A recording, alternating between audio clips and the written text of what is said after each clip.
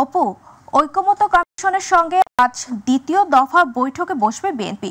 তো এই বৈঠকের কারণ কিংবা বিষয়বস্তু নিয়ে কি তথ্য আছে আপনার কাছে, আমাদের জানাবেন।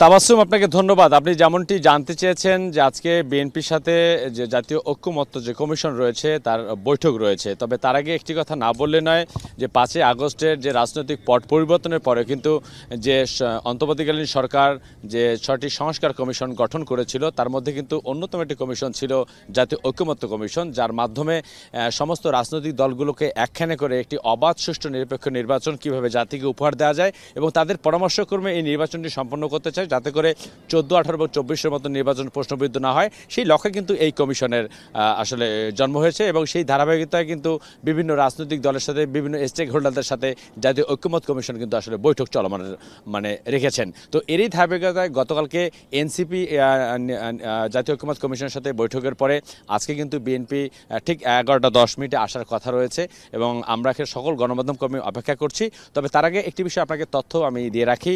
এর আগে কিন্তু 17 মার্চ বিএনপির স্থায়ী কমিটির সদস্য সালাউদ্দিন আহমেদ 166টি সুপারিশ নিয়ে কিন্তু এই জাতীয় ঐক্যমত্য কমিশনে এসে জমা দিয়েছিলেন এবং এর মধ্যে এই জমা দেওয়ার সময় যে টিমটি এসেছিলেন তারা কিন্তু বেশ কিছু 5টি সুপারিশ তারা করে গিয়েছিলেন এবং পরামর্শ করে গিয়েছিলেন, যেগুলোর মধ্যে সবচেয়ে বেশি ঠাঁই পেয়েছিল যে নির্বাচন ব্যবস্থা, সংবিধান কিছুটা সংযোজন এবং বিয়োজন, পাশাপাশি আইনশৃঙ্খলা রক্ষা এবং দুর্নীতি দমন এবং নির্বাচন এবং বিচারহীনতার সংস্কৃতি, এই জায়গা থেকে উত্তরণের জন্য যে পদগুলো দরকার সেক্ষেত্রে কিছুটা তারা পরামর্শ দিয়ে গেছেন। এর পরপর কিন্তু 17 এপ্রিল কিন্তু তারা আবার এসেছেন এই 5টি বিষয়ে ঐক্যমত্য কমিশন কী ধরনের পদক্ষেপ নিয়েছেন বা কী ধরনের পরামর্শ নিয়েছেন সেই বিষয়টি জানতে, এবং তারাও আসলে এই বিষয়টিতে সম্মত প্রকাশ করেছেন, কারণ এটা জাতিগত বিষয়। কারণ বিএনপি চায় মৌলিক অধিকার প্রতিষ্ঠিতের মাধ্যমে যাতে একটি ভোটাধিকার যেন ফিরে আসে।